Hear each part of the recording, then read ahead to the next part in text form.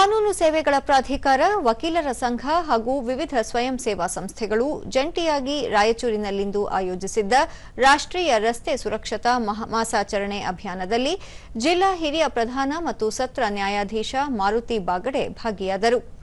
ಈ ವೇಳೆ ಜಿಲ್ಲಾ ಸತ್ರ ನ್ಯಾಯಾಧೀಶರಾದ ಜಿಡಿ ಮಹಾವರ್ಕರ್, ಹತ್ತಿಕಾಳ್ ಪ್ರಭು ಸಿದ್ದಪ್ಪ, ಕೃಷ್ಣ ತುಂಗೆ ರೋಟರಿ ಕ್ಲಬ್ ಅಧ್ಯಕ್ಷ ಪವನ್ ಕುಮಾರ್ ಕಿಶೋರ್, ವಕೀಲರ ಸಂಘದ ಅಧ್ಯಕ್ಷ ಮಲ್ಲಿಕಾರ್ಜುನ ಮತ್ತಿತರರು ಉಪಸ್ಥಿತರಿದ್ದರು. ಇದೇ ವೇಳೆ ವಾಹನ ಸವಾರರಿಗೆ ಉಚಿತವಾಗಿ ಹೆಲ್ಮೆಟ್ ವಿತರಿಸಲಾಯಿತು. ಬಳಿಕ ನ್ಯಾಯಾಧೀಶರಾದ ಮಾರುತಿ ಬಾಗಡೆ, ದ್ವಿಚಕ್ರ ವಾಹನ ಚಾಲನೆ ಮಾಡುವಾಗ ಅಪಘಾತ ಸಂಭವಿಸುವ ಸಾಧ್ಯತೆಗಳು ಹೆಚ್ಚಾಗಿವೆ. ಹಲವು ಪ್ರಕರಣಗಳಲ್ಲಿ ಸವಾರರು ಜೀವವನ್ನೇ ಕಳೆದುಕೊಳ್ಳುತ್ತಿದ್ದಾರೆ. ಮನೆ, ಕುಟುಂಬ ಮತ್ತು ಮಕ್ಕಳ ಪೋಷಣೆಯ ಜವಾಬ್ದಾರಿಯ ಕಾರಣಕ್ಕಾಗಿ ಸವಾರರು ಕಡ್ಡಾಯವಾಗಿ ಹೆಲ್ಮೆಟ್ ಧರಿಸಬೇಕು ಎಂದು ಕರೆ ನೀಡಿದರು.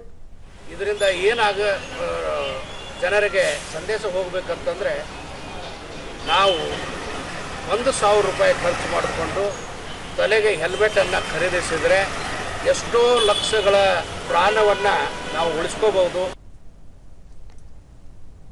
ಮಲ್ಲಿಕಾರ್ಜುನ, ಹೆಲ್ಮೆಟ್ ಜೀವ ಉಳಿಸುವ ಅತ್ಯಂತ ಉಪಯುಕ್ತ ಸಾಧನ. ಆದರೆ ಹೆಲ್ಮೆಟ್ ಧರಿಸದೆ ಉಪೇಕ್ಷೆ ಮಾಡಿದ್ದರಿಂದ ಸಾಕಷ್ಟು ಮಂದಿ ಸವಾರರು ಜೀವ ಕಳೆದುಕೊಂಡಿದ್ದು, ಸಾವಿರಾರು ಮಂದಿ ಅಂಗಾಂಗಗಳನ್ನು ಕಳೆದುಕೊಂಡಿದ್ದಾರೆ.